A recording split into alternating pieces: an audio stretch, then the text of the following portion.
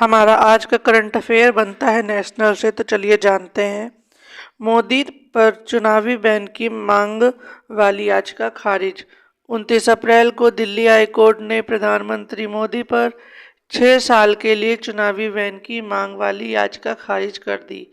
याचिकाकर्ता एडवोकेट आनंद एस जोंधेले का आरोप था कि पीएम मोदी ने आचार संहिता का उल्लंघन किया। आइए इसको डिटेल में समझते हैं। कोर्ट ने कहा कि चुनाव आयोग जोंधेले की शिकायत पर कानून के मुताबिक एक्शन लेगा। चुनाव आयोग की तरफ से एडवोकेट सिद्धांत कुमार ने पैरवी की। कोर्ट ने कहा कि याचिका कई कारणों से पूरी तरह से गलत है। एडवोकेट जोंधेले ने 15 अप्रैल को अपनी याचिका में कहा था कि पीएम मोदी भगवान और मंदिरों के नाम पर लोगों से वोट मांग रहे। जोंधेले ने कहा कि मोदी ने 9 अप्रैल को उत्तर प्रदेश के पीलीभीत में अपने भाषण के दौरान हिंदू देवी देवताओं, सिख देवताओं और उनके पूजा स्थलों के नाम पर वोट मांगे। हमारा अगला करंट अफेयर बनता है उत्तराखंड के जंगलों में लगी आग पर नासा की रिपोर्ट जारी। 28 अप्रैल को अमेरिकी अंतरिक्ष एजेंसी नासा ने सैटेलाइट रिकॉर्ड से बताया कि उत्तराखंड के जंगलों में लगी आग आबादी वाले इलाकों में पहुंच गई है। रिपोर्ट के मुताबिक उत्तराखंड में इस महीने आग की 5,710 घटनाएं हुई, जबकि पिछले साल 2023 में 1,046 थी, यानी इस बार 5 गुना ज़्यादा आग की घटनाएं हुई हैं। आइए इसको डिटेल में समझेंगे। आग की घटनाएं खेतों में पराली जलाने से लेकर बड़ी मात्रा में कूड़ा जलाने की घटनाएं भी शामिल हैं। उत्तराखंड के नैनीताल के जंगलों में लगी आग 5 दिन से धधक रही है। नैनीताल में 2 से 3 जगह और चंपावत, अल्मोड़ा, पिथौरा गढ़, बागेश्वर में एक जगह आग धधक रही है। अर्धध्रुवता, लंबे समय सूखा मौसम, ज़्यादा गर्मी, हवा की दिशा में आग बढ़ रही है। आगजनी की अब तक हुई घटनाओं से 735 हेक्टेयर से जंगल को नुकसान हुआ। प्रदेश भर में 4,290 कर्मचारियों को आग बुझाने के लिए लगाया गया। हमारा अगला करंट अफेयर बनता है स्पोर्ट्स से, तो चलिए जानेंगे। 14 साल बाद भारतीय पुरुष टीम ने तीरंदाजी में गोल्ड जीता। 28 अप्रैल को चीन के सांगाई में आर्चरी वर्ल्ड कप स्टेज 1 का मुकाबला हुआ। इसमें भारतीय रिकर्व मेंस टीम ने टॉप रैंक वाली साउथ कोरिया की टीम को हराकर 14 साल बाद मेडल जीता। आइए इसको डिटेल में समझेंगे। इस टिकड़ी ने फाइनल में कोरिया की ओलंपिक चैंपियन टीम को 5-1 से हराया। तीरंदाजी में एक सेट जीतने के 2 पॉइंट्स मिलते हैं। पहला सेट 57-57 से बराबर रहा था, जिसमें दोनों टीमों के एक एक पॉइंट मिला। भारतीय टीम ने अगले 2 सेट जीतकर 4 और पॉइंट हासिल किए और मुकाबला आखिरकार 5-1 से अपने नाम किया। आर्चरी वर्ल्ड कप 2024 में भारत का यह 5वां गोल्ड मेडल है। आर्चरी में ओलंपिक 2024 के आखिरी क्वालिफायर जून में तुर्की के अंतलाया में खेले जाएगा।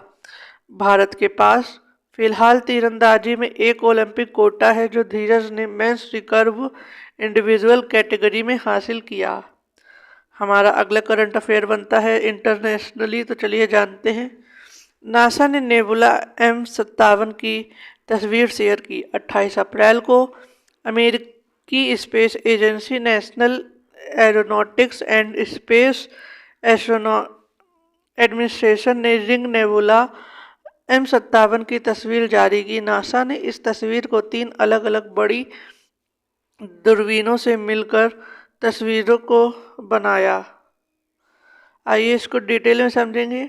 नेबुला शब्द की खोज 16वीं शताब्दी में ब्रिटिश खगोलविद विलियम हेर्शेल ने की थी। स्पेस में नेबुला 2 तरह से बनते हैं। एक, जब यूनिवर्स बनने के समय महाविस्फोट होता है। दूसरा, जब कोई तारा किसी विस्फोट की वजह से मरता है। किसी तारे का मरना एक नए तारे के जन्म का कारण भी बनता है।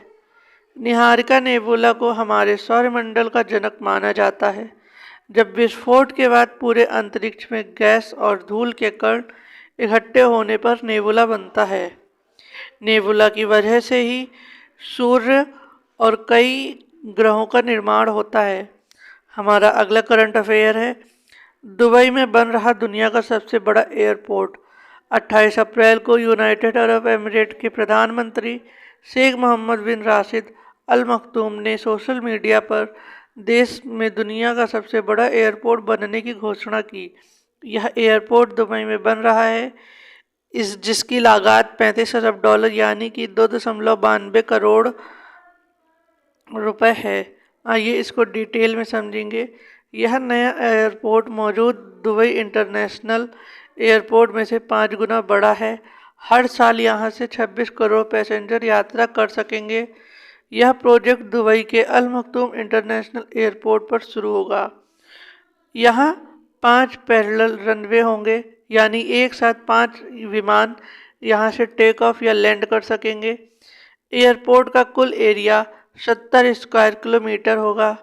प्रोजेक्ट पूरा होने के बाद दुबई इंटरनेशनल एयरपोर्ट के ऑपरेशन को नए अल मखदूम एयरपोर्ट पर ट्रांसफ़र कर दिया जाएगा। दुबई एयरपोर्ट इस वक्त दुनिया का सबसे व्यस्त अंतर्राष्ट्रीय एयरपोर्ट है।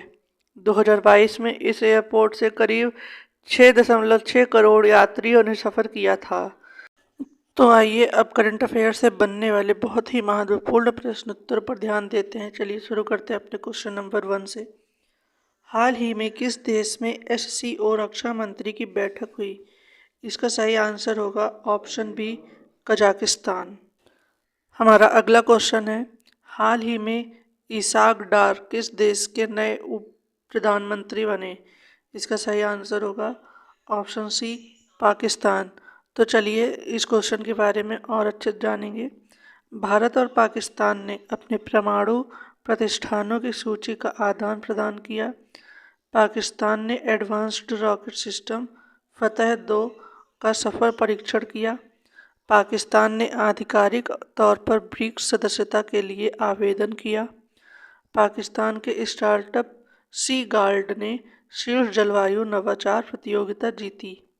हमारा अगला क्वेश्चन है, हाल ही में आई रिपोर्ट के अनुसार भारत का ई-कॉमर्स बाजार कब तक दुनिया का तीसरा सबसे बड़ा बाजार बन जाएगा? इसका सही आंसर होगा ऑप्शन बी, 2023। करंट अफेयर्स पसंद आए हो तो लाइक, शेयर और सब्सक्राइब करना बिल्कुल भी ना भूलें। हम कल फिर मिलेंगे अपने नए करंट अफेयर्स के साथ।